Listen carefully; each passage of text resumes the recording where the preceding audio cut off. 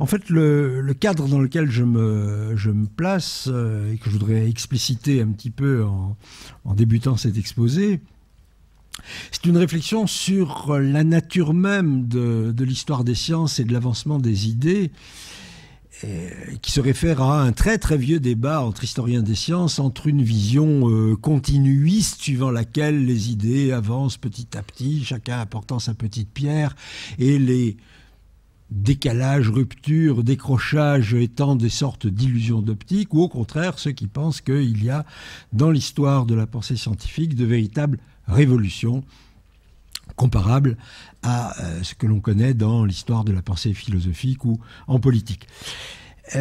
En fait, probablement, l'une et l'autre de ces vues sont trop schématiques. Opposer une vision complètement continuiste à une vision complètement discontinuiste. Et je m'en tiendrai pour ma part à une conception que nous devons, en tout cas en France, à Bachelard, dans laquelle il distinguait deux types de phénomènes dans l'histoire des sciences. D'une part, ce qu'il appelait, moins révolution d'ailleurs que rupture, Bachelard parlait de rupture épistémologique, quand effectivement il y a un moment où un cadre de pensée ancien se brise, rupture, et doit être remplacé par un autre. Mais en même temps, il avait fort bien montré que une fois qu'une rupture s'est manifestée, tout reste à faire. Autrement dit, et là aussi la comparaison avec ce qui se passe dans l'ordre politique est en général assez pertinente, une fois que vous avez fait la révolution, eh bien il reste à faire avec. Une rupture, dans quelque ordre que ce soit, n'est jamais véritablement bien comprise ni bien assimilée, y compris par ceux qui l'ont déclenchée ou menée à bout. Et Bachelard ajoutait donc à la catégorie historique des ruptures, la discontinuité brutale qui amène de nouvelles idées en remplacement des anciennes, une autre catégorie qui, à mon avis, n'a pas été suffisamment explorée, qui est celle de refonte. Et ce qu'il appelait refonte épistémologique, c'est tout le long travail qui, après une période de rupture, permet d'expliciter, d'élucider et de comprendre enfin ce qui s'est manifesté lors de la rupture.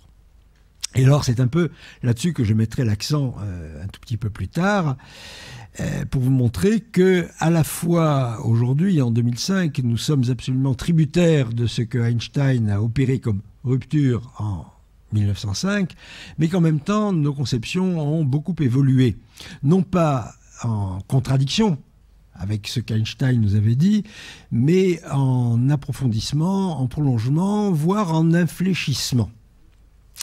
Et paradoxalement, d'où le sous-titre, la question révolution ou réforme, on s'aperçoit aujourd'hui, j'énonce tout de suite la conclusion d'une certaine façon de cet exposé, c'est qu'avec le recul du temps, avec un siècle de recul, on s'aperçoit que dans le cas, en tout cas, de la relativité, ce qu'a fait Einstein,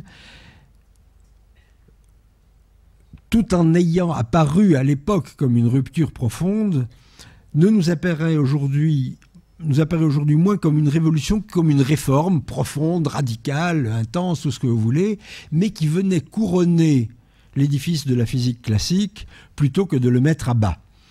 À l'opposé de ce qui s'est passé dans un autre domaine dont vous entendrez certainement parler à d'autres occasions, dans d'autres conférences, qui est sa contribution à la théorie quantique, qui, elle, peut être considérée comme une véritable révolution qui oblige à une mutation très très profonde des cadres de pensée. Voilà, alors l'objet finalement de mon exposé va être de tenter d'éclairer un certain nombre d'aspects fondamentaux de la théorie d'Einstein, mais de les éclairer de façon critique, sinon polémique. C'est-à-dire de vous montrer qu'on ne peut véritablement la comprendre aujourd'hui qu'en remettant en cause un certain nombre d'énoncés avec lesquels vous devez être familier parce qu'ils remplissent malheureusement encore aujourd'hui la plupart des pages des livres de vulgarisation ou des articles qui sont consacrés à la théorie de la relativité. Ça commence à changer, il serait temps un siècle après, mais ça change lentement. En d'autres termes, et pour revenir à l'idée de refonte, ce qui s'est passé, et je m'en expliquerai à la fin, je m'expliquerai sur les raisons de cet état de choses, c'est que quand on construit une théorie scientifique, c'est un peu, la métaphore vaut ce qu'elle vaut, mais c'est un peu comme quand on construit un bâtiment. Bien, pour construire un grand bâtiment, vous avez besoin d'échafaudage. Vous ne pouvez pas, sauf technique de construction très particulière, vous ne pouvez pas le construire tel qu'il est en lui-même. Vous avez besoin de monter une structure annexe, un échafaudage à partir duquel vous allez construire le bâtiment. Oui, sauf que dans le bâtiment, tout le monde le sait bien, une fois que le bâtiment est achevé, on enlève l'échafaudage. Il faut l'enlever pour voir enfin tel qu'en lui-même le bâtiment qui a été construit. Eh bien, il se trouve que la physique moderne, pas seulement d'ailleurs dans le cadre de la relativité, a été tout à fait remarquable en ce qui concerne son opération de construction, mais beaucoup moins apte à ôter les échafaudages qui lui avaient servi. Et que beaucoup de nos théories actuelles restent encombrées par les échafaudages qui ont servi à les construire et qui ne jouent qu'un rôle très secondaire dans leur solidité, dans leur structure. Vous verrez un exemple dans quelques minutes. Et ont au contraire l'inconvénient de masquer la structure réelle du bâtiment. Donc, ce que je vais faire ici devant vous, c'est commencer à démonter l'échafaudage. Alors, commençons avant Einstein, bien avant Einstein, pour dire ceci tout simplement, c'est que contrairement à la doxa, il n'est pas l'inventeur de la théorie de la relativité. Il n'est pas l'inventeur non seulement de la théorie de la relativité, mais même pas du principe de relativité. Le principe de relativité, bien qu'il n'ait pas été nommé ainsi, est en vérité beaucoup plus ancien, puisqu'il remonte à 3 siècles et demi, même plus, presque 4 siècles avant Einstein. Son premier énonciateur parfaitement clair, c'est tout simplement Galilée. Et de ce point de vue, l'idée de relativité, comme vous allez le voir dans un texte dont je vais vous lire quelques lignes, remonte au début même de la science au sens moderne du terme, au début même de la physique, celle de Galilée, puis de Descartes, puis de Newton. Alors, je vais vous lire une petite page de Galilée pour vous en convaincre.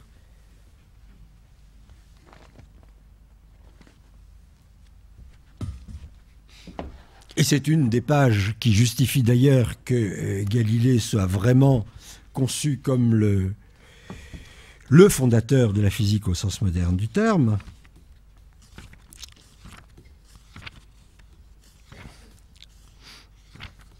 Naturellement, j'ai du mal à le retrouver.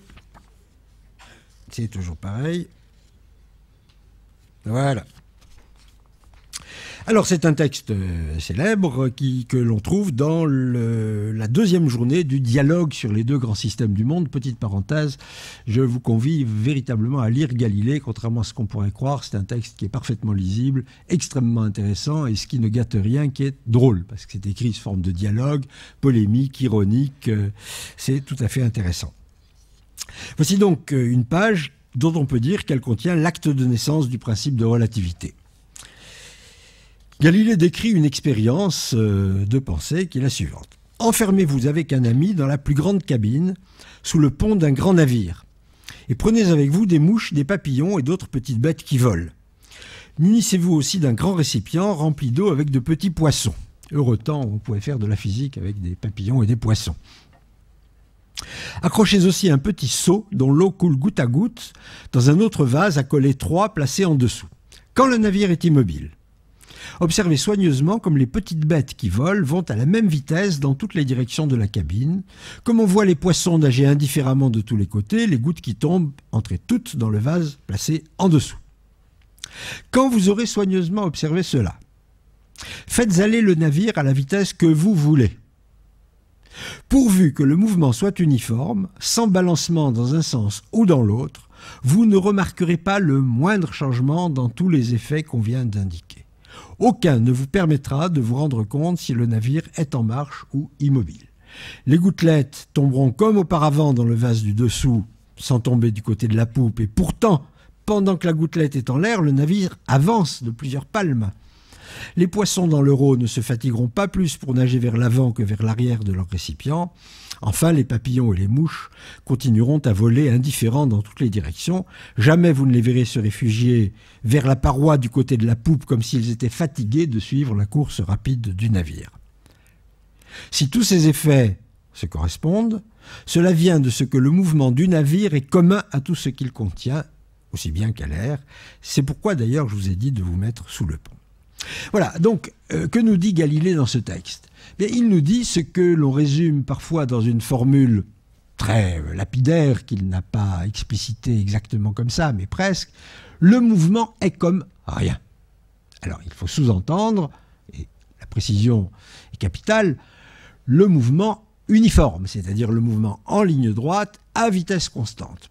Ce mouvement-là, ce mouvement uniforme, est comme rien, en quel sens ? Mais en ce sens qu'il ne se distingue pas du repos. Il n'y a pas de notion absolue de repos. Voilà une rupture capitale avec la théorie antérieure, aristotélicienne, dans laquelle on disait ou un corps est au repos, ou un corps est en mouvement. Et voici que Galilée nous dit, mais non, la notion de mouvement, dans l'absolu, n'a aucun sens, puisque dans un navire au repos, immobile par rapport au quai, ou dans un navire qui bouge par rapport au quai, en mouvement uniforme, vous ne voyez strictement aucune différence. C'est donc là l'acte de naissance du principe de relativité. Pour le dire là encore avec des mots extrêmement simples, on pourrait dire que ce sur quoi Galilée attire notre attention, c'est que il existe sur le monde des points de vue équivalents. Le point de vue de quelqu'un qui fait des expériences dans un bateau à quai, ou le point de vue de quelqu'un qui fait des expériences dans la cale d'un bateau qui navigue à mouvement constant, ces points de vue sont équivalents. Équivalents en quel sens ? Équivalents au sens où les effets observés seront les mêmes, et donc les lois de la physique obtenues par les deux physiciens seront les mêmes. C'est quelque chose qui est très banal dans un autre cadre. Si l'on compare des points de vue, non pas, ce qui est évidemment non trivial, non pas le point de vue de quelqu'un immobile par rapport au quai, quelqu'un qui bouge par rapport au quai, mais tout simplement le point de vue de deux observateurs qui ne diffèrent que par le lieu où ils observent ou par leur orientation, cette idée est tellement banale qu'il a fallu très longtemps pour en voir la profondeur et l'expliciter. Je veux dire la chose suivante, supposez que je monte une expérience sur ce bureau, que moi, là où je suis passé, je l'observe, je fais des mesures de position, de temps, de vitesse sur les objets qui se déplacent sur mon bureau, et que vous qui êtes placé à quelques mètres de moi et qui en plus avez un angle de vue différent, vous observiez la même expérience depuis un autre point de vue, nul doute que vous obtiendrez les mêmes résultats au sens où vous construirez les mêmes lois de la physique pour décrire le phénomène en question. Heureusement qu'il en va ainsi, sinon, s'il n'y avait pas équivalence entre les points de vue de physiciens déplacés dans le temps et déplacés dans l'espace, et d'ailleurs également décalés dans le temps éventuellement, mais il n'y aurait tout simplement pas d'objectivité de la science et de la science physique possible. Heureusement que les physiciens aux États-Unis ou au Japon obtiennent les mêmes résultats et que si je fais une expérience aujourd'hui, si quelqu'un d'autre l'a fait dans 10 jours ou dans 10 ans, il obtiendra les mêmes résultats. Donc, ce principe d'équivalence des points de vue en ce qui concerne des, comme disent les physiciens, des translations dans le temps, des décalages spatiaux, est relativement élémentaire. Il cesse, bien entendu, de l'être dans le cas sur lequel Galilée est le premier à attirer l'attention, c'est-à-dire dans le cas d'observateurs en mouvement uniforme l'un par rapport aux autres. Ce qui rend ce principe de relativité non trivial, c'est qu'il ne s'étend pas à tous les points de vue, loin de là. Il faut, je le répète parce que c'est capital, que le mouvement relatif soit uniforme, linéaire et à vitesse constante. Si vous prenez des physiciens qui ne sont pas en mouvement uniforme, alors là, il y a des effets physiques réels de la différence entre les points de vue. Prenez une expérience que chacun a fait. Vous êtes dans un train, il y a un autre train en gare à côté, le vôtre se met en mouvement. tant que la vitesse est faible, ou plus exactement, tant que l'accélération est faible et négligeable, que vous déplacez à une vitesse à peu près constante, vous avez toujours un moment d'incertitude. Vous vous demandez si c'est votre train qui est en train de partir ou si c'est celui d'à côté. Mais supposez, ce qui n'a guère lieu pour les trains, mais qui se passe pour des voitures ou dans d'autres modes de transport, que le train démarre avec une accélération importante, mais là, vous avez un effet physique évident, la valise vous tombe sur la tête. Donc les effets de l'accélération sont des effets physiques qui permettent de distinguer les points de vue. Ce qui rend donc le principe d'équivalence des points de vue non trivial, ce qui le rend profond, c'est qu'il est limité à certains points de vue. Voilà donc la naissance du principe de relativité. Cela dit, l'exposé que je fais ici est rétroactif, c'est-à-dire que d'abord, Galilée ne l'appelle pas ainsi, il n'appelle pas principe de relativité. Il en voit toute l'importance au sens où cela débouchera plus tard sur la mécanique newtonienne. C'est bien pour ça que la mécanique de Newton va raisonner en termes d'accélération. Une force crée une accélération et non pas directement une vitesse. Mais les choses s'arrêtent là pour quelques siècles. Pourquoi ? Parce que, une fois ce principe en général affirmé, ses conséquences paraissent assez élémentaires et son expression technique est tout à fait triviale. Auquel sens ? Bien, ce que j'ai dit, c'est que les points de vue de deux observateurs, vous dans la salle, moi ici, sur quelque chose qui se passerait sur le bureau, sont équivalents. Dire que les points de vue sont équivalents, dire que nos observations vont conduire aux mêmes conclusions, aux mêmes lois de la physique, n'est pas dire que nous faisons la même observation, bien entendu. De mon point de vue, cette bouteille est à 80 cm devant moi, tout droit. Du point de vue de monsieur qui est là-bas, elle est à 5 mètres sur la gauche, sous un angle de quelques dizaines de degrés. Donc les mesures que nous allons faire de différentes grandeurs physiques, mesures de position, mesures du temps auquel se passe tel ou tel phénomène, mesures de vitesse de déplacement des objets, ces mesures diffèrent.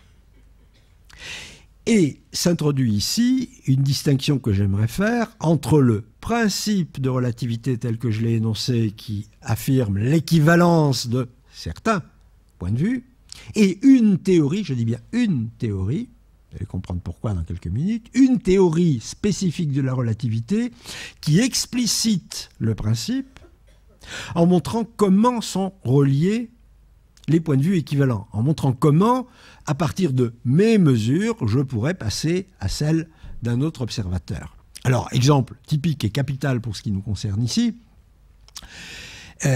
si j'observe une petite mouche ou un poisson à la Galilée qui se déplace dans un aquarium sur mon bureau à, mettons, 10 km à l'heure, et si un autre physicien se déplace devant moi en train à, mettons, 80 km à l'heure, vitesse constante, mouvement linéaire, son point de vue est équivalent au mien.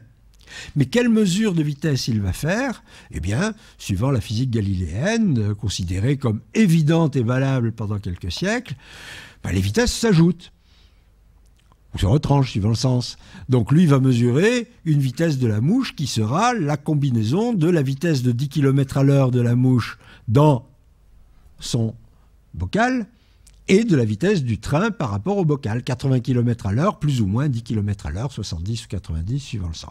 Si vous êtes dans un TGV et que vous marchez dans le couloir du TGV à 5 km à l'heure pendant que le TGV roule à 200 km à l'heure par rapport au rail, eh bien, vous faites, vous, par rapport au rail, 200 plus 5, 205 km à l'heure.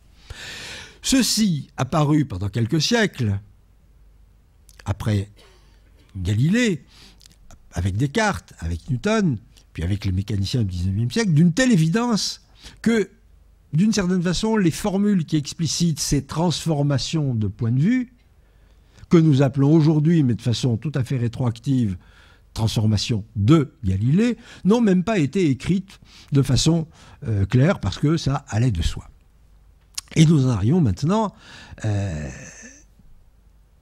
au conflit qui va obliger à changer de théorie, mais non pas de principe. Alors, comment les choses se passent-elles ?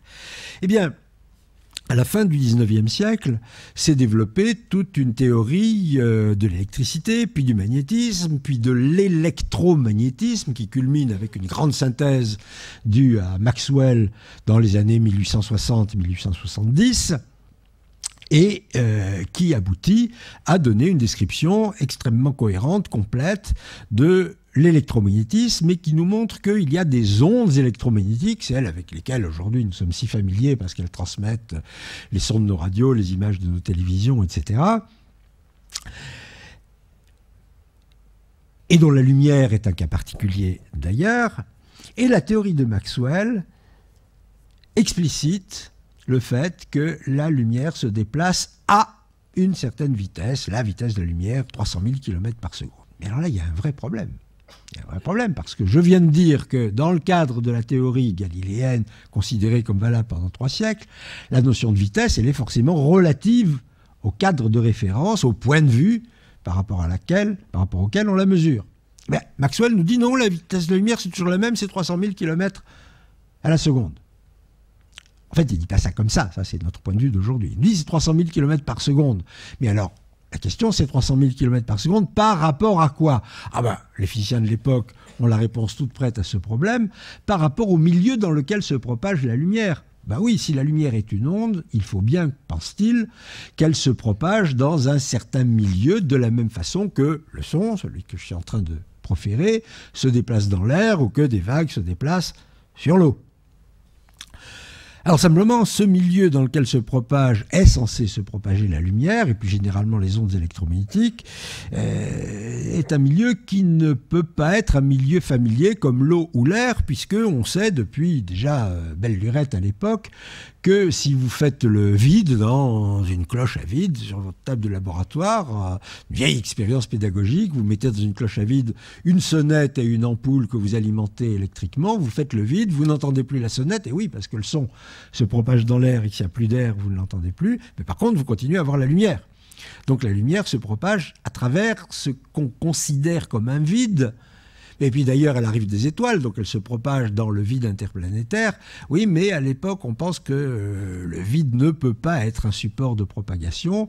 Et donc on le remplit avec une substance hypothétique, le fameux éther, dont la fonction est purement et simplement de servir de milieu de propagation à la lumière. Alors, pour aller très rapidement, cet éther va poser finalement plus de problèmes qu'il n'en résout. Pourquoi? Parce qu'il faut qu'il soit incroyablement ténu, puisque quand vous faites le vide dans votre cloche à vide, vous arrivez à enlever l'air, mais pas l'éther. Donc il faut qu'il passe à travers les pores de la matière. Il faut qu'il ne freine pas la Terre sur son orbite, puisqu'il remplit tout l'espace pour nous amener la lumière. Donc il faut qu'il soit incroyablement ténu, mais par ailleurs il doit conduire la lumière à 300 000 km par seconde, excusez du peu. Et il est à peu près évident et confirmé par la théorie qu'un corps conduit un ébranlement quelconque, une onde quelconque, d'autant plus rapidement qu'il est plus rigide. C'est assez simple à comprendre. L'eau conduit le son plus vite que l'air, et l'acier plus vite que l'eau. Et il faut donc que l'éther soit incroyablement rigide pour conduire la lumière si vite, les ondes électromagnétiques. Alors vous avez à vous imaginer et à concevoir un milieu à la fois incroyablement ténu et incroyablement rigide. Ça pose beaucoup de problèmes, personne n'arrive à penser véritablement cet éther. En plus, on rentre en contradiction avec des expériences qui montrent que la lumière, elle se déplace à 300 000 km par seconde dans l'éther. Mais la Terre, elle doit passer à travers l'éther, donc il faudrait que son mouvement s'ajoute ou se retranche à la vitesse de la lumière. Il n'en est rien. Quelques décennies de confusion entre 1870 et 1905, et voilà Einstein qui arrive en 1905. Et sa contribution majeure, c'est en quelque sorte de trancher le nœud gordien en disant « il n'y a pas d'éther, on n'en a pas besoin ».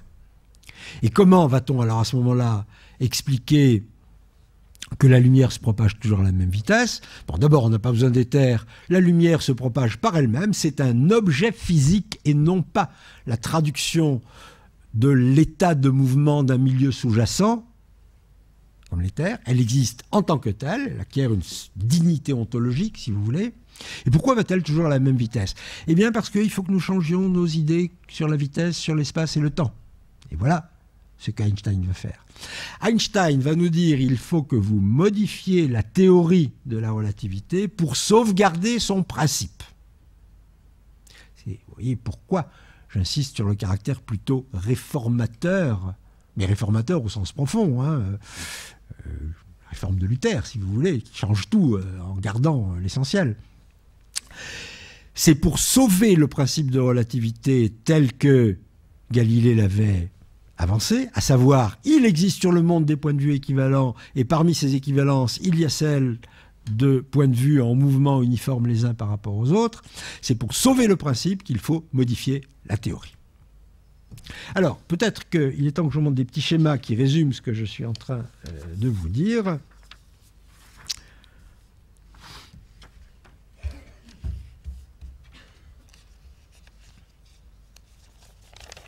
Et qui l'explicite. Alors, je ne sais pas comment il faut faire pour qu'on voit ce que je suis en train de vous montrer. Il y a quelqu'un dans la cabine technique qui pourrait nous permettre de voir. C'est bon? Voilà. Alors, voilà la physique classique dans laquelle je distingue deux aspects. La mécanique de Newton et ce que j'appelle de façon un peu rétroactive la chronogéométrie galiléenne. Vous verrez que ce terme chronogéométrie est bien utile. La chronogéométrie galiléenne, c'est tout simplement la conception que nous avons de l'espace et du temps, de l'espace-temps peut-on dire, et que l'on trouve en germe chez Galilée, même si ça n'est pas explicite. C'est disons par hommage rétroactif que nous physiciens l'appelons désormais galiléenne. Donc deux parties, si vous voulez, dans le cadre général de la physique classique. D'une part, la description, c'est la chronogéométrie galiléenne, de la scène générale du monde, le théâtre, la structure du théâtre sur lequel vont se jouer les phénomènes, la pièce de théâtre des phénomènes, et la mécanique qui régit le comportement des objets qui s'agitent sur cette scène-là. Cette physique classique, et ça c'est ce que je vous ai déjà dit chez Galilée, mais qui va petit à petit s'expliciter et émerger jusqu'au XIXe siècle, cette mécanique classique engage l'explicitation du principe de relativité.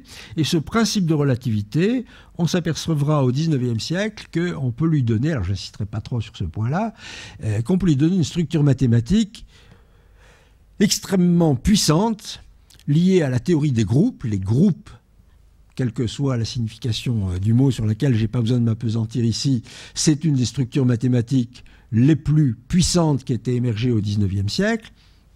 Et nous avons donc ce que l'on appelle aujourd'hui un groupe de symétrie spatio-temporelle. Symétrie, vous voyez pourquoi? Parce que ce que j'ai appelé l'équivalence des points de vue peut être considéré aussi comme une symétrie de points de vue. Il y a symétrie entre les deux points de vue. L'un est par rapport à l'autre, ce que l'autre est par rapport à l'un. Alors, le deuxième temps, c'est la mise au point, donc, par le XIXe siècle, de la théorie de l'électromagnétisme, qui va rentrer en conflit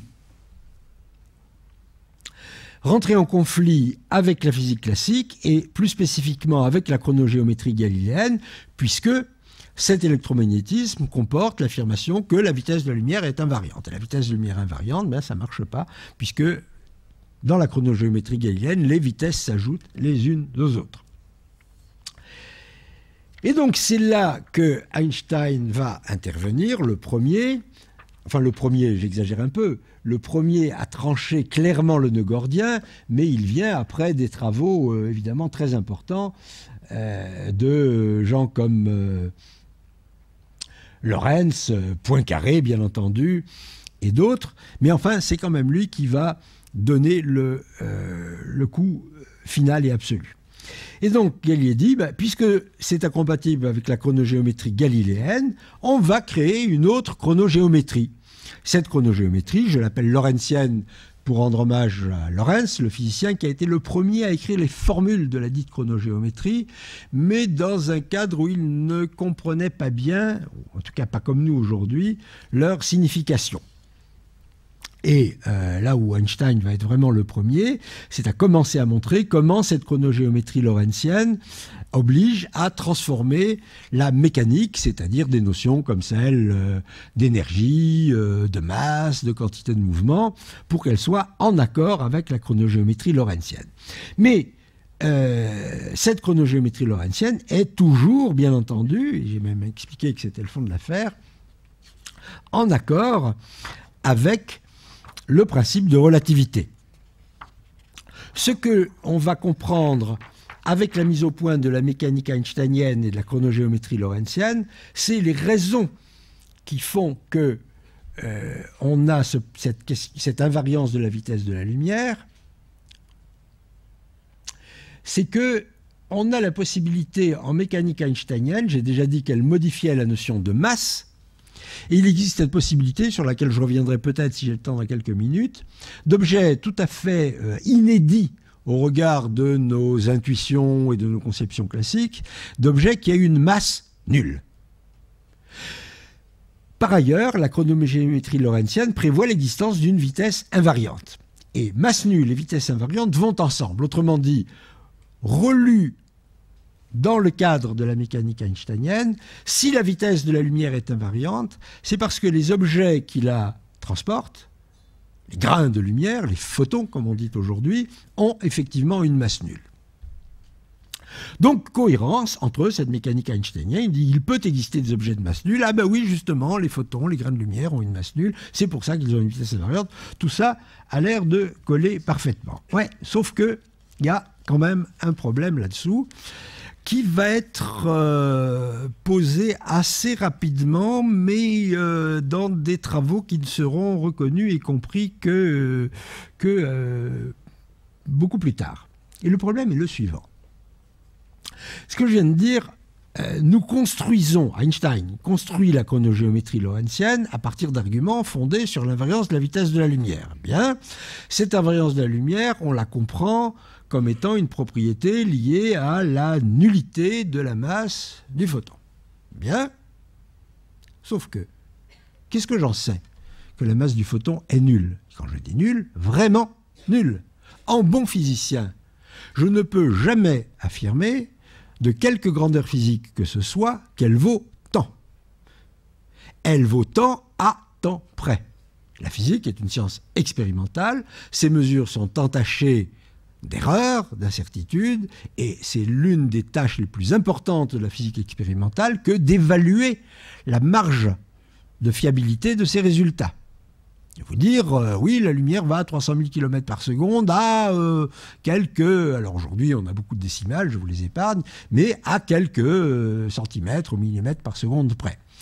Même chose pour la masse du photon. Les observations dont nous disposons, les expériences que nous faisons, nous disent que la masse du photon est nulle à temps près. Autrement dit, elle est inférieure à une certaine borne expérimentale, qui est très petite aujourd'hui. Nos expériences sur la lumière nous disent que la masse du photon, si elle n'est pas nulle, est beaucoup, beaucoup plus petite que celle de l'électron et beaucoup d'autres objets.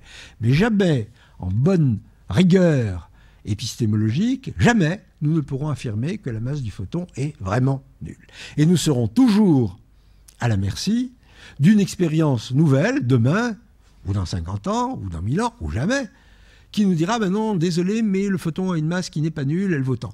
Nous avons eu cette expérience il n'y a pas si longtemps, il y a quelques années, puisque d'autres objets dont nous avions pensé qu'ils avaient une masse nulle, les neutrinos, se sont révélés avoir une masse qui n'est pas nulle, qui est toute petite, mais qui n'est pas nulle.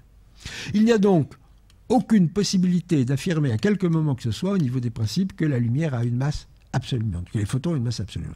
Alors vous voyez le problème là, c'est que si demain, un physicien nous dit non, mais moi j'ai mesuré la masse du photon, elle vaut 10 moins 63 grammes. Si elle vaut 10 moins 63 grammes, si elle n'est pas nulle, alors le photon est un objet qui ressemble à tous les autres objets de masse non nulle, l'électron et d'autres, dont la vitesse est variable et qui en particulier peut être ralentie ou accélérée, mais qui n'a plus une vitesse invariante. Et dans ce cas-là, alors, la vitesse de la lumière ne va plus à la vitesse de la lumière. On tombe sur un paradoxe tout à fait pénible. Cette remarque a été faite très tôt, dès les années 1910, par des gens qui disaient oui, mais bon, la vision einsteinienne, elle est très intéressante, sa construction de la chronogéométrie est extrêmement intéressante parce qu'elle se base sur des mesures faites en échangeant des signaux lumineux. Oui, mais on est désolé, les signaux lumineux, peut-être qu'ils n'ont pas exactement la propriété d'avoir la vitesse invariante. Autrement dit, il y a deux choses. Il y a une constante de structure de la chronogéométrie lorentzienne qui est une vitesse invariante. Rien ne nous dit que cette vitesse invariante soit celle d'un objet physique réel, celle de la lumière, même si c'est vrai approximativement, bien entendu. Que faire? Eh bien, ce qui a été fait commençait à être fait dès cette époque-là. À savoir, au lieu d'utiliser une propriété partie... Ah oui, je l'ai oublié. Ça, c'est un premier argument qui met en péril, disons, la solidité de la construction einsteinienne. Mais il y en a un second. Le second, c'est que tout cela est bel et bon si je ne considère que l'électromagnétisme.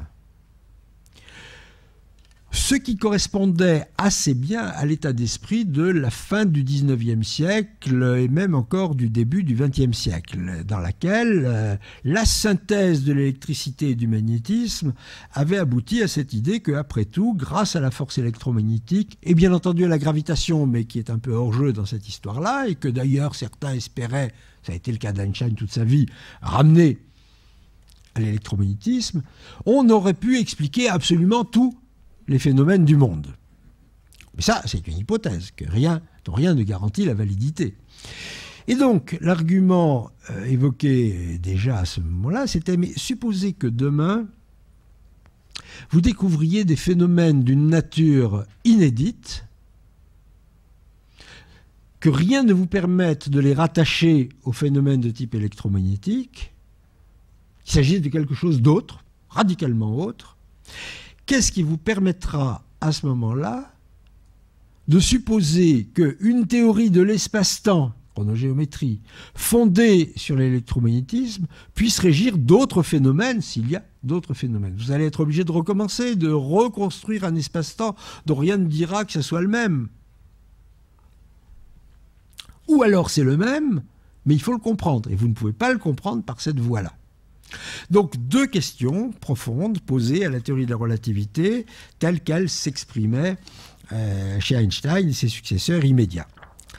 Alors, ce qui a commencé à apparaître dès ces années-là, mais qui est resté longtemps extrêmement marginal, c'est une autre voie d'approche qui est la suivante, qui consiste à dire, mais après tout,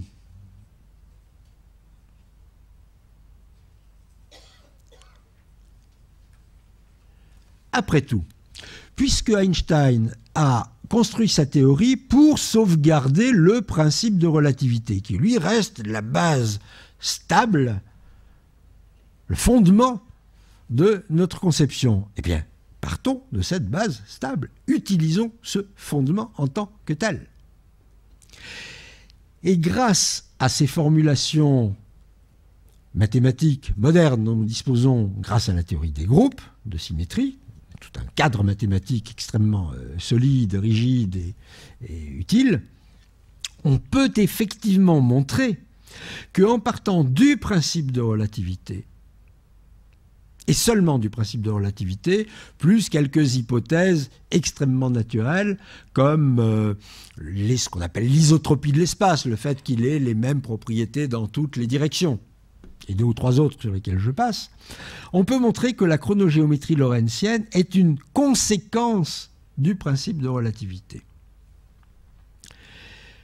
Ça n'est donc pas dans le sens vert qui est le sens historique, dans lequel le principe de relativité, en tout cas le groupe de symétrie, s'exprime à partir de la chronogéométrie lorentzienne. C'est une reconstruction dans laquelle on part de ce qui reste le plus solide et le plus général à la fois pour construire la théorie einsteinienne via la chronogéométrie lorentzienne. Alors dans ce cadre-là, ce que j'affirme, et qui a commencé à être compris, mais qui est resté extrêmement marginal et qui n'a pas été connu, qu'on n'a pas trouvé dans les livres pendant très longtemps, c'est que la chronogéométrie lorentzienne peut être construite à partir du principe de relativité, que c'est le cas le plus général et qu'il a un cas particulier, dégénéré, si l'on veut dire, qui est la chronogéométrie galiléenne, qui est une conséquence du principe de relativité s'il se trouvait que, par exemple, la fameuse vitesse invariante était infinie.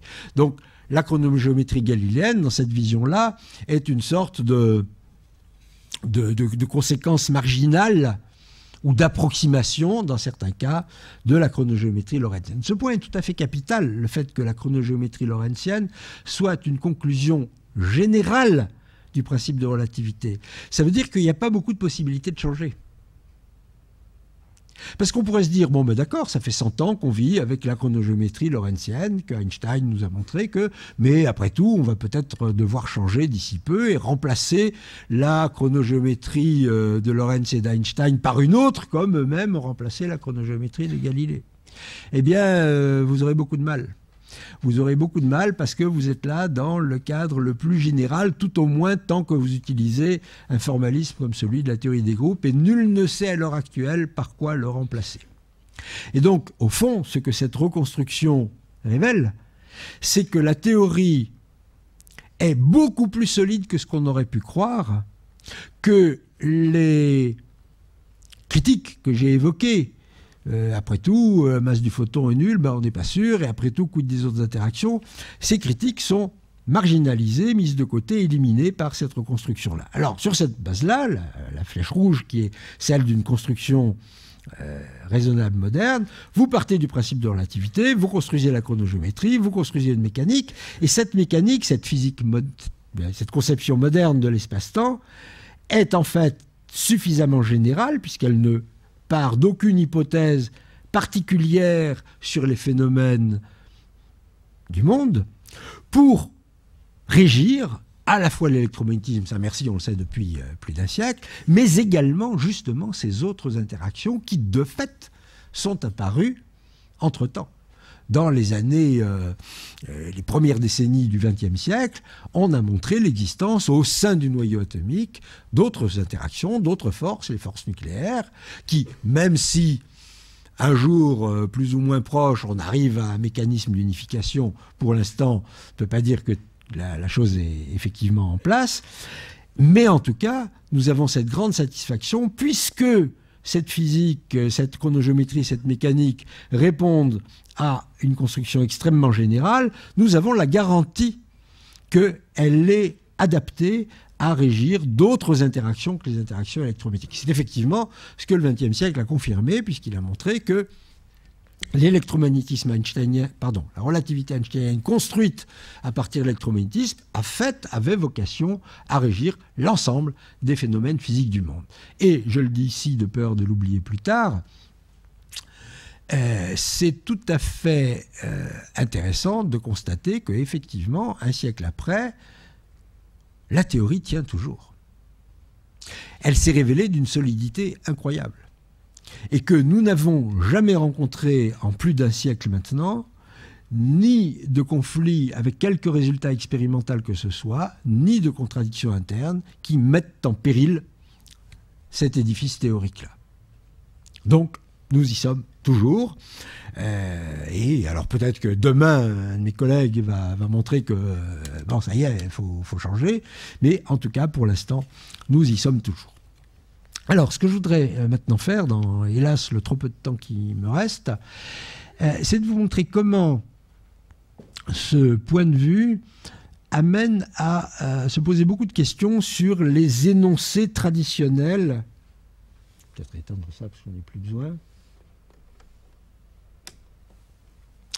Ce point de vue amène à se poser beaucoup de questions et à modifier, si possible, beaucoup d'énoncés, de termes ou de phrases liés à la théorie dont nous parlons. Et à commencer par, tout simplement, le mot de relativité lui-même, qui est fort mal choisi.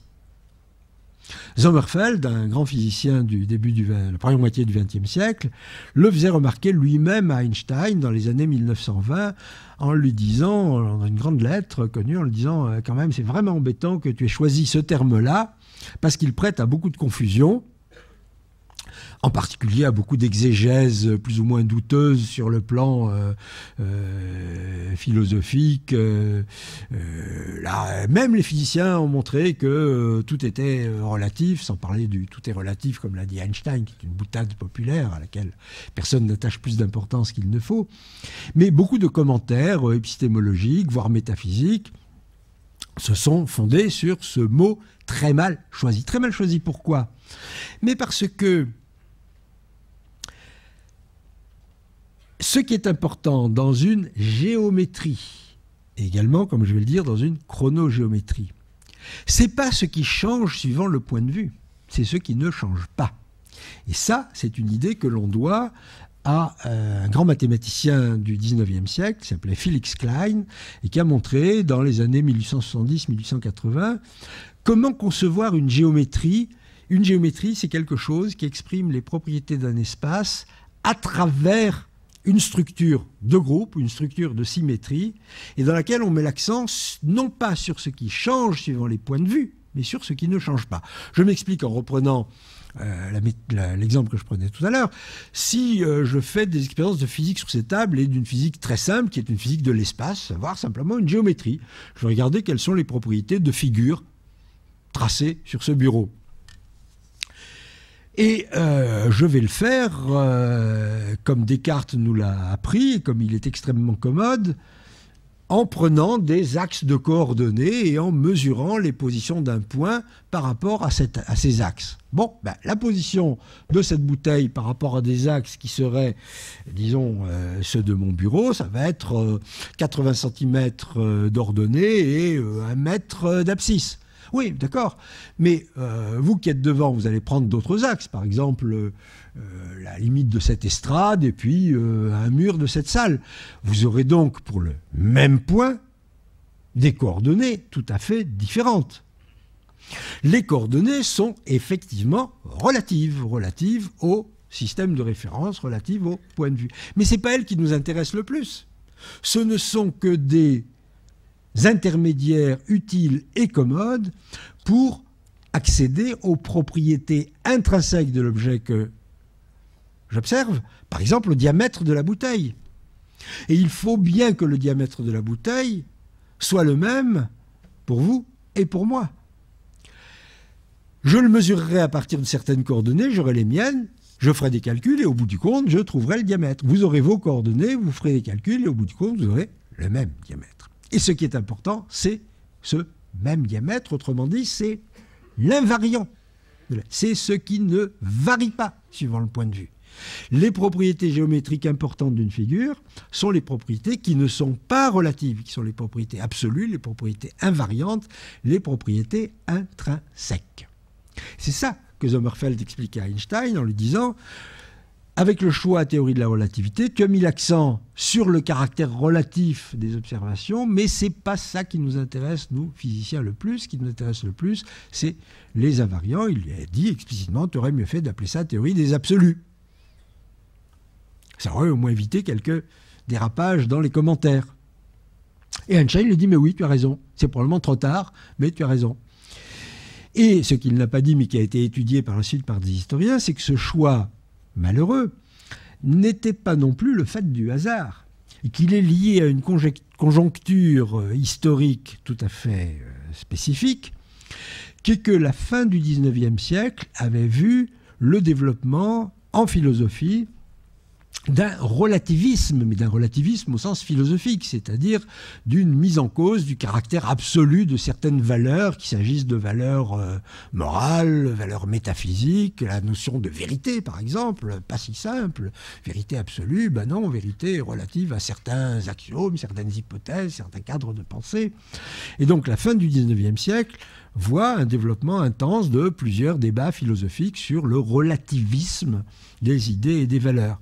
Ce débat, évidemment, contamine tout son entourage intellectuel et les premières apparitions du mot relativité sont effectivement à cheval entre des débats philosophiques et puis les problèmes physiques. C'est ce qu'on trouve sous la plume de Poincaré, fin 19e, début 20e. Et Poincaré est, je crois, le premier, mais en tout cas certainement un des premiers, à utiliser ce mot de principe de relativité. Et c'est sur la base de cette idée, principe de relativité, que Einstein dira plus tard, transcrivant directement d'ailleurs du français, Relativitätsprinzip, principe ou Relativitätstheorie, la théorie de la relativité. Et donc, on voit là clairement l'influence sur la théorie physique d'un cadre culturel beaucoup plus large, inévitable, travaille dans le monde où on vit. Et on ne peut pas ne pas être sensible à l'influence des idées qui courent dans ce monde-là. Mais encore faut-il être conscient, et si possible, pas trop tard, du caractère contingent d'un certain nombre d'énoncés, de termes, et quand il est encore temps, ça ne l'est plus peut-être ici, les modifier pour être plus auprès de la signification réelle des idées. Donc théorie de la relativité, très mauvais choix, malheureusement. Sans parler, alors j'ai vraiment pas le temps d'entrer dans les détails, peut-être dans une question, mais relativité restreinte, relativité générale, ça rend les choses encore pires, d'une certaine façon. Maintenant, quant aux effets physiques que Einstein va mettre en évidence dans la théorie, et qui ont été mis en avant comme des paradoxes absolument choquants pour l'esprit, et qui se formulent, malheureusement encore aujourd'hui, trop souvent, en parlant de ralentissement des horloges, dilatation du temps, ou de contraction des longueurs. Vous allez voir que là encore, ces choix sont très malheureux et liés à un contexte historique très particulier. Et que utiliser, comme je le propose, au moins dans des discussions qui ont pour but d'éclairer les idées, de parler de chronogéométrie plutôt que de relativité, permet de mieux comprendre ces problèmes-là. En effet, revenons à la géométrie la plus simple. Si je veux faire une mesure, alors j'en reviens toujours là, supposez que je veuille mesurer la largeur de cette table. Qu'est-ce que je vais faire? Je vais me munir d'un mètre et je vais le disposer le long du bord de la table et puis je vais lire le nombre de graduations. Ça va faire, mettons, 1,40 m. Bon, très bien. Supposez que vous vouliez mesurer la même chose, mais que vous ne pouvez pas bouger, vous êtes là sur votre siège, vous ne pouvez pas faire la mesure, venir ici, mettre votre mètre le long du bord. Vous ne pouvez pas monter sur l'estrade. Mais qu'est-ce que vous pouvez faire? De là où vous êtes, vous pouvez prendre votre mètre, le mettre parallèle au bord de l'estrade, et puis regarder la projection du bord du bureau. Si le bord de l'estrade était gradué, par exemple, vous pourriez regarder, viser les deux points qui sont aux extrémités du bord du bureau et faire une mesure. Mais une mesure de quoi? Une mesure de la projection du bord du bureau sur une règle qui ne lui est pas parallèle. Vous n'obtiendriez pas le bon résultat. Vous n'en seriez pas surpris. Vous obtiendriez un résultat plus petit.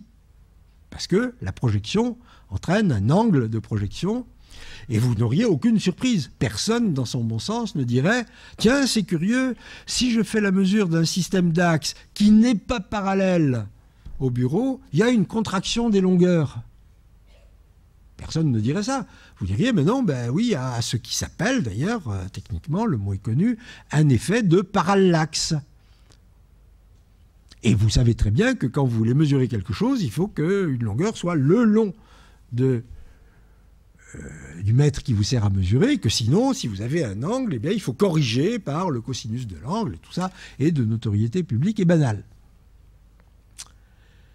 Eh bien, il en va exactement de même dans l'espace-temps. Et les effets einsteiniens sont des effets de parallaxe dans l'espace-temps, dû au fait que les mesures sont faites dans un système de référence à partir d'un point de vue, pour utiliser un autre terme que j'ai mis en avant, qui n'est pas le mieux adapté. Alors, par exemple, si je veux mesurer la longueur d'un objet qui se déplace, supposez que, je sais pas, moi, il y a une fusée qui passe devant moi, je veux mesurer sa longueur. Je peux prendre une photo, essayer de prendre sa longueur au passage et la mesurer. Oui, mais de la même façon que pour mesurer ce bureau, il vaut mieux que je sois dans le même système de référence que lui. Pour mesurer la longueur d'un objet qui bouge, eh bien, il vaut mieux justement se placer dans le système qui ne bouge pas, c'est-à-dire dans le système de référence de cet objet. C'est dans ce système de référence qui est lié à l'objet qu'il a sa vraie longueur. Si vous le mesurez à partir d'un autre système de référence qui est mobile, vous trouvez un autre résultat. Cette conclusion est neuve, vous ne l'avez pas en chronogéométrie galiléenne. Donc de ce point de vue-là, elle est difficile à admettre pour l'esprit et il faut y passer le temps qu'il faut. Mais en tout cas, il n'y a là rien de paradoxal, rien de contradictoire. Ça n'est pas plus étrange de trouver que si vous mesurez un objet qui bouge, vous obtenez une mesure qui n'est pas la bonne. Ça n'est pas plus étrange ni plus contradictoire que le fait de trouver une longueur qui n'est pas la bonne quand vous mesurez la longueur d'un objet avec une règle qui est de travers. C'est parce que vous êtes de travers dans l'espace-temps, si j'ose dire, que les longueurs vous apparaissent raccourcies et que les temps vous apparaissent rallongés ou dilatés. Il n'y a pas de ralentissement des horloges dû au mouvement. L'horloge ne ralentit pas. Si vous l'accompagnez, elle va toujours à la même vitesse. C'est vous qui, la regardant dans un cadre de référence ou d'un point de vue qui est inadapté, avez l'impression qu'elle va plus lentement. Donc c'est un effet qui est à la fois un effet d'observation lié au point de vue qui est le vôtre, et en même temps, évidemment, un effet objectif comme l'effet de projection d'une longueur. Pas de contraction de longueur, pas de dilatation des temps, mais effet de parallaxe dans l'espace-temps qui enlève toute contradiction interne, tout paradoxe au sens où ça serait effectivement contradictoire, même si c'est évidemment dans un premier temps un peu étrange et en conflit avec nos idées usuelles. Même chose pour une autre notion qui court là encore trop souvent les énoncés de vulgarisation. On aurait montré, dit-on, qu'en théorie de la relativité, la masse varie avec la vitesse. Plus un corps va vite, plus sa masse serait importante. Oui, mais attendez, c'est quand même très bizarre. C'est quoi la masse d'un objet? Si l'on se fie au terme de masse tel qu'il a été introduit en physique par Newton en particulier. La masse, c'est la quantité de matière d'un objet. Comment voulez-vous que la quantité de matière d'un objet augmente en fonction du mouvement de l'objet? Surtout que depuis Galilée, le principe a été sauvé, le principe de relativité, le mouvement est comme rien. Entre un objet en mouvement uniforme et le mouvement et l'objet au repos, pas de différence de nature. Sûrement pas d'accroissement de la quantité de matière qui s'y trouve. Ça serait très bizarre. Comment dire les choses autrement? Comment les penser? Mais il se trouve que la notion de masse en physique newtonienne remplit deux rôles, même trois, mais il n'y en a que deux qui m'intéressent pour l'instant. D'une part, c'est effectivement une mesure de la quantité de matière que vous avez dans l'objet. D'autre part, c'est une mesure de la capacité qu'a l'objet de résister aux actions que vous allez exercer sur lui. Autrement dit, c'est une mesure de son inertie. La masse mesure l'inertie que le corps vous oppose quand vous voulez l'accélérer pour augmenter sa vitesse ou le freiner pour diminuer sa vitesse. C'est le contenu de la fameuse formule de Newton que vous avez tous apprise au lycée, F égale m gamma. La force, c'est le produit de la masse par l'accélération. On ferait mieux d'ailleurs d'écrire l'accélération, c'est le quotient de la force par la masse. Autrement dit, pour une force donnée, plus un corps a de masse, moins il accélère. Plus c'est difficile d'accroître sa vitesse. Il y a donc deux idées, comme vous le voyez. La quantité de matière d'une part, et l'inertie d'autre part. Il se trouve que dans la physique classique, la physique de Newton, le coefficient d'inertie est, à un choix d'unité près, mais on peut décider qu'on utilise les mêmes unités, le coefficient d'inertie s'identifie à la masse. Bon, ben c'est comme ça. Mais ça n'est pas pour autant, c'est pas parce que ça a la même valeur qu'il faut perdre de vue qu'il s'agit de deux concepts différents, deux significations qui se trouvent être rassemblées dans une seule grandeur. Que se passe-t-il maintenant quand vous passez dans le cadre einsteinien? Que précisément la notion d'inertie diverge de la notion de masse. Que l'inertie n'est plus égale à la masse, mais dépend de la vitesse. Oui, l'inertie d'un corps dépend de la vitesse. À très petite vitesse, on se retrouve dans une approximation de type galiléen et vous pouvez dire oui, l'inertie c'est à peu près la masse, mais dès que les vitesses augmentent et deviennent comparables à la vitesse limite, ben là il faut faire la distinction. Et d'ailleurs, cette distinction est tout bénéfice parce qu'elle vous permet de comprendre la nature de la vitesse limite. Pourquoi il y a une vitesse limite? Pourquoi je ne peux pas aller plus vite? Pourquoi je ne peux pas passer au-delà de 300 000 km par seconde? Qu'est-ce qui me l'interdit? Tout simplement, je ne peux pas passer au-delà parce que je n'y arrive pas. Parce que je ne peux pas l'atteindre. Et pourquoi je ne peux pas l'atteindre? Parce que l'inertie du corps croît indéfiniment au fur et à mesure que sa vitesse s'approche de la vitesse limite. Plus sa vitesse grandit, plus il est inerte, plus vous avez de mal à changer sa vitesse, et asymptotiquement, cette inertie devient infinie au moment où vous croyez que vous allez atteindre la vitesse limite. Donc cette vitesse est effectivement une limite inatteignable par un objet qui a une masse non nulle. Si vous distinguez soigneusement masse et inertie, vous éliminez la confusion sur la notion de masse qui consiste à parler de masse variable avec la vitesse et qui entraîne des paradoxes et des énoncés tout à fait incertains. Alors je voudrais terminer, j'avais promis que je tiendrais 1 heure, je dépasse un peu, mais je vais terminer assez rapidement en m'interrogeant sur les raisons d'être de ce qu'on peut appeler le retard à la refonte de la théorie de la relativité. Pourquoi il a fallu tellement de temps? Pourquoi c'est en ce début disons, fin XXe siècle, début du XXIe siècle, qu'on arrive enfin petit à petit à aboutir à des énoncés plus précis, mieux adaptés, et à faire le ménage, à enlever les échafaudages? C'est une question tout à fait capitale pour qui s'intéresse à l'histoire de la science, parce que elle est tout à fait spécifique de ce moment, je veux dire le XXe siècle, de l'histoire des sciences. Prenez le cas de la théorie de Maxwell de l'électromagnétisme dont je parlais tout à l'heure, donc deuxième tiers du XIXe siècle.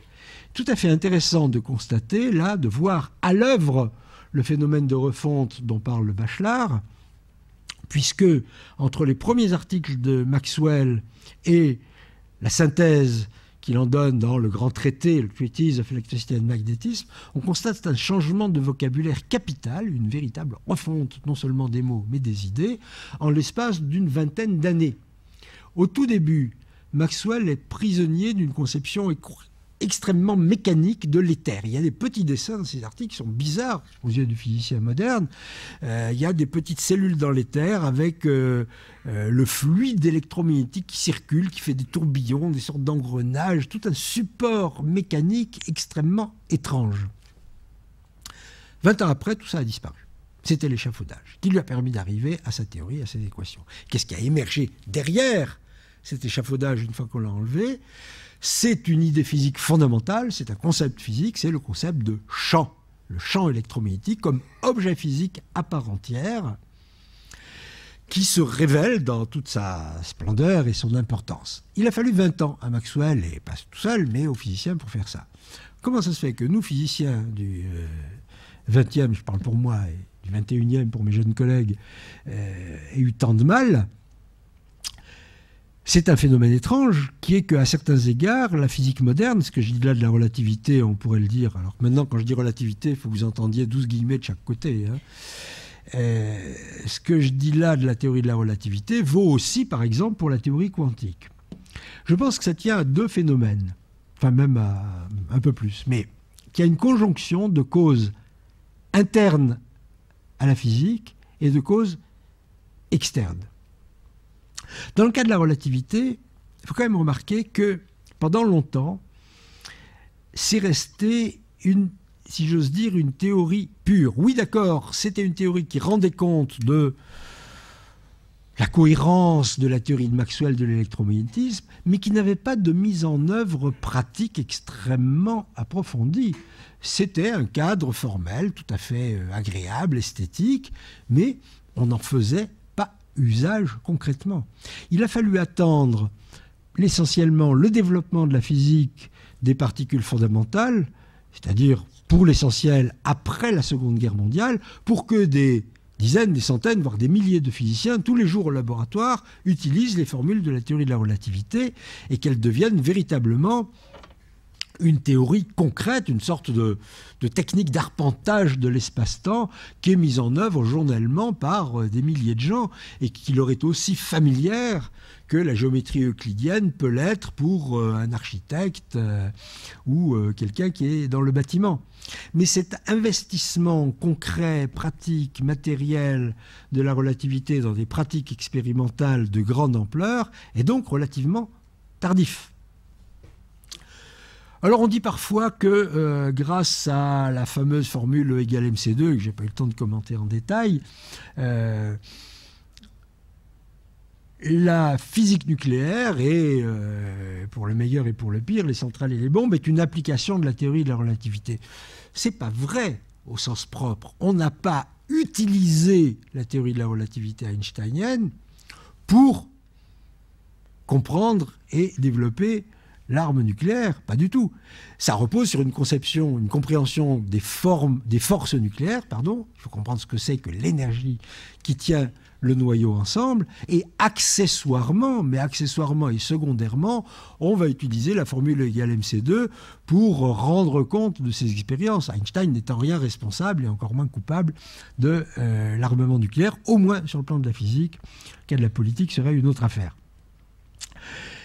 Donc c'est le premier élément, c'est que les implications expérimentales concrètes de la théorie ont été relativement tardives. Que donc dans les années 20 et même les années 30 du XXe siècle, ça reste un objet théorique extrêmement esthétique, mais qui n'est pas engagé dans des pratiques concrètes et expérimentales. C'est un premier aspect interne. Il y a un deuxième aspect qui est qu'au niveau, et qui vaut encore aujourd'hui, qui est qu'au niveau des énoncés publics, de la vulgarisation ou de l'enseignement d'ailleurs, de la théorie einsteinienne, on se heurte à un obstacle tout à fait paradoxal qu'il faut un moment, quand on est soi-même du côté de ceux qui essayent de transmettre leur savoir, il faut un moment pour l'identifier. C'est que, et c'est pas pour rien que j'ai commencé cet exposé en vous parlant de Galilée, comme finalement fondateur au moins du principe de l'idée de relativité. C'est que c'est toujours pas compris. Je veux dire collectivement. Le principe de relativité sous sa forme générale et la théorie de la relativité sous sa forme archaïque, celle de Galilée, ne fait pas partie de la culture ambiante.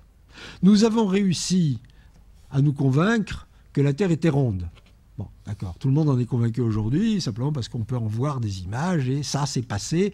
Voilà quelque chose qui a été un temps, au XVIe siècle et au XVIIe, une grande révolution scientifique, pas que la Terre est ronde, mais qu'elle tourne autour du Soleil, qu'elle est libre dans l'espace.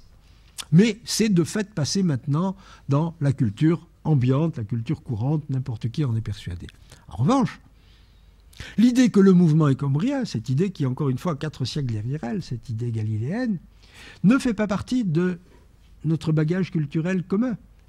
Pourquoi ? Tout simplement parce que on a là à accepter le fait que la science, telle qu'elle s'élabore à partir du XVIIe siècle, demande des conditions d'application très particulières et que dans la vie courante, il n'y a rien de plus difficile que de mettre en évidence ce principe de relativité galiléen. Il nous dit que le mouvement est comme rien. Autre formulation, le principe d'inertie. Si je mets un corps en mouvement et que je m'arrête de le toucher, il continue à vitesse constante sans problème. Non, mais attendez, je ne le vois pas ça dans la vie courante. Si je prends un objet et que je pousse sur lui, il s'arrête. Alors Galilée comprend pourquoi. C'est parce que moi j'exerce une force au départ, mais il y a du frottement. Moi j'ai beau cesser de le pousser, il y a quand même des forces qui s'exercent sur lui. Mais pour mettre en évidence le fait que sans force aucune s'exerçant sur lui, il continuerait, conditionnel, en ligne droite à vitesse constante, il faut que je me donne des conditions expérimentales tout à fait particulières, que je diminue les frottements. Alors on sait faire ça, travaux pratiques au lycée ou à l'université, avoir des tables à coussins d'air, des choses de ce genre-là, ou faire ça dans l'espace interplanétaire. Pour Galilée, c'est une opération de pensée gigantesque. Qu'est-ce qui se passerait si ? Et c'est purement abstrait. Et dans la vie courante, nous ne sommes qu'exceptionnellement dans des conditions où ces principes de base de la physique la plus classique, celle du XVIIe siècle, soient évidents. Et heureusement, d'une certaine façon, que nous n'intégrons pas à notre conception immédiate le principe de relativité ou le principe d'inertie, sinon nous ferions beaucoup de bêtises quand nous conduisons notre voiture ou nous déplaçons. C'est donc, ce que j'affirme ici, c'est que les principes fondamentaux des théories scientifiques sont des principes qui sont fort éloignés des expériences communes que nous avons, nous, et que, d'une certaine façon, expliquer la plupart de nos expériences communes de l'humanité telle qu'elle est dans son travail, dans sa vie quotidienne, ça c'est difficile de le ramener au principe de base. C'est facile d'expliquer des expériences de laboratoire extrêmement épurées, dans lesquelles on a fait le vide, on a enlevé les phénomènes secondaires, tout ce qui gêne, tout ce qui frotte, etc. Mais expliquer des phénomènes simples autour de nous, la chute d'une feuille, c'est très difficile. Donc il y a des bonnes raisons, parfaitement compréhensibles, pour lesquels les principes de base de la théorie scientifique, y compris ceux qui ont 3-4 siècles, sont à la marge de notre savoir commun.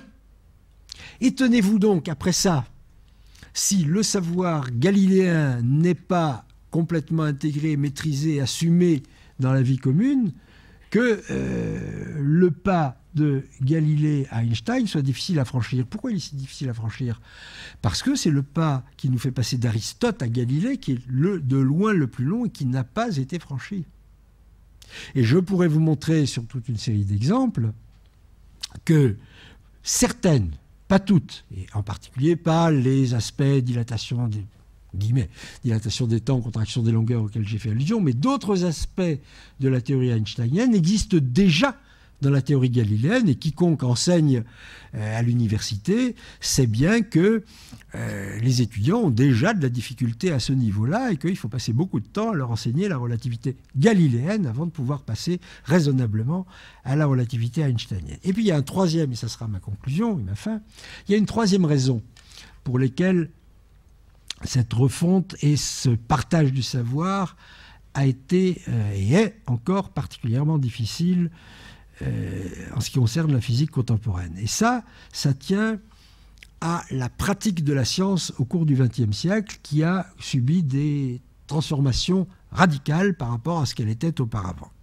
Je veux dire par là que si vous prenez un scientifique du XIXe siècle, Maxwell par exemple, puisqu'on parlait de lui, qu'est-ce que c'est que son métier? Son métier de scientifique, de savant, comme on disait à l'époque. Ça consiste évidemment à produire du savoir nouveau, à élaborer la théorie de l'électromagnétisme, à faire, comme on dit aujourd'hui, le mot n'était pas le même à l'époque, à faire de la recherche. Bon, très bien, il fait de la recherche. Mais il ne fait pas que ça. Il est, et comment lui viendrait-il à l'idée qu'il puisse être autrement? Il est universitaire, il est professeur à l'université, donc il fait des cours, il enseigne. Il est chercheur, il est enseignant, et d'ailleurs pas seulement, il passe aussi pas mal de temps à discuter avec des ingénieurs ou des entrepreneurs de la mise en œuvre pratique d'un certain nombre d'éléments de la théorie. Ce qu'on appellerait aujourd'hui la valorisation des connaissances. Donc son métier a au moins 3 facettes: chercher, enseigner, diffuser et appliquer. Or, ce que je prétends, c'est que s'il est vrai que les phénomènes de rupture sont liés à la pratique de la recherche, c'est en cherchant du savoir nouveau qu'on s'aperçoit que zut, ça ne marche pas, il faut que je change, que je fasse une petite révolution dans mon coin, je prétends que les pratiques de refonte épistémologique sont extrêmement liées aux pratiques d'enseignement, de diffusion, voire de valorisation. Autrement dit, c'est quand vous avez à partager du savoir que vous vous apercevez que vous ne l'avez pas compris et que vous êtes obligé de l'approfondir. En tout cas, je peux en témoigner à l'échelle personnelle, individuelle, c'est que je n'ai jamais bien compris les parties de la physique que je n'ai pas enseignées. Je les ai moins bien comprises que les autres. Pas pour dire que les autres, je les ai parfaitement comprises. C'est que j'ai mieux compris celles que j'ai enseignées. Et non seulement ça, mais toute une série de problèmes de recherche que je me suis posés et qui sont liés à ces aspects de refonte dans le cadre de la relativité dont je vous ai parlé, auxquels j'ai pu travailler, venaient directement de mon expérience d'enseignant. C'est en tentant de faire un cours d'université sur la théorie de la relativité que tout d'un coup, je m'entends dire quelque chose je surprends des éclairs d'incompréhension dans le regard de certains étudiants. Et je me dis, mais non, de Dieu, ils ont raison, ils ne comprennent pas, mais c'est vrai que c'est pas très clair ce que je viens de leur raconter. Pourquoi je leur dis ça? Je leur dis ça parce que c'est comme ça qu'on me l'a appris. Donc je répète ce qu'on m'a dit et ce que j'ai lu dans les livres, mais finalement, c'est pas très clair. Il faut que j'y retourne. Alors en y retournant, parfois je m'aperçois que c'est moi qui étais déficient, que j'avais vraiment pas compris quelque chose de relativement simple. D'autres fois, je me suis rendu compte que c'était effectivement les énoncés, par exemple ceux que je vous ai donnés sur la dilatation du temps, la contraction des longueurs, qui étaient véritablement confus et qui méritaient d'être réexaminés de près. Et donc, toute cette pratique de refonte, de remise en cause des idées, de réélaboration, de développement de terminologie ou de structures logiques nouvelles, je pense qu'elle est, pas uniquement, mais très étroitement liée au lien qui peut exister entre des pratiques de recherche et des pratiques d'enseignement ou de diffusion au sens général. Or, que s'est-il passé au XXe siècle? C'est précisément la séparation de ces pratiques. On se plaint souvent de la spécialisation de la science. C'est vrai qu'elle est ultra spécialisée et que ça pose des problèmes. Je ne suis pas sûr que ce soit ce qu'il y a de plus grave. Entre le découpage de la science en disciplines, sous-disciplines, sous-sous-disciplines, séparées les unes des autres, bon, d'accord, ça pose des problèmes. Je crois qu'il est plus grave pour la science qu'elle soit stratifiée en activités diversifiées aujourd'hui, trop diversifiées, disons, pas totalement, mais trop diversifiées, qui séparent la recherche de l'enseignement. Vous voyez là que je touche à une question brûlante qui est à l'ordre du jour, puisque dans tout le débat que vous pouvez trouver dans vos journaux sur la recherche, cette question aujourd'hui est posée. Et que la création au XXe siècle, parce que ça n'existe pas avant, et ça arrive tard, ça arrive à la fin de la première moitié du XXe siècle, ça commence à s'élaborer juste avant la Seconde Guerre mondiale, mais ça ne prend son plein développement qu'après, la création de la fonction de chercheur à temps plein est quelque chose de radicalement neuf. L'idée de payer quelqu'un ou quelqu'une pour faire de la recherche et ne faire que ça, pas d'enseignement, que de la production de savoir nouveau, est une idée qui est une idée des années 40-50, qui a rendu de signaler service. Ça a effectivement permis, de façon générale, d'accroître ce qu'on pourrait appeler la productivité de la recherche.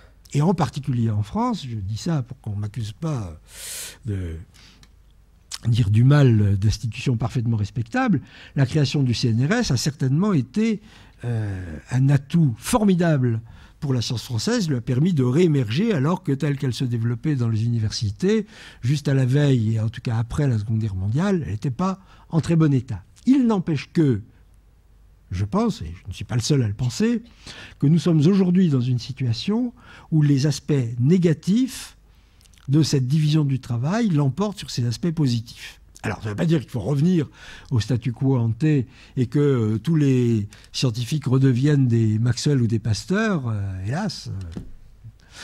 Mais ça veut dire en tout cas que la question qui est posée aujourd'hui et qui fait débat, si vous regardez dans vos journaux, il y a un débat et comme par hasard, des divergences d'opinion entre les chercheurs et les universitaires à cet égard, qu'en tout cas la question de l'articulation des tâches de recherche, des tâches d'enseignement ou plus généralement de partage du savoir est une question clé, je crois, pour l'avenir de la science aujourd'hui. Car s'il y a une chose dont je suis persuadé, et je m'arrêterai là, c'est que faute de développer beaucoup d'efforts pour élucider le savoir qui a été accumulé au cours du XXe siècle, qui est gigantesque, qui est une masse de savoir énorme, mais qui est une masse assez confuse et assez obscure, faute d'efforts plus déterminés et plus conséquents pour l'élucider, le structurer, le clarifier, le reformuler, nous allons probablement, en tout cas mon opinion, accumuler les difficultés pour le redéployer au cours du XXe siècle. Et donc,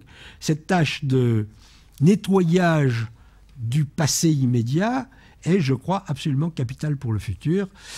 Mais c'est ce à quoi j'ai tenté de contribuer devant vous aujourd'hui. Merci beaucoup.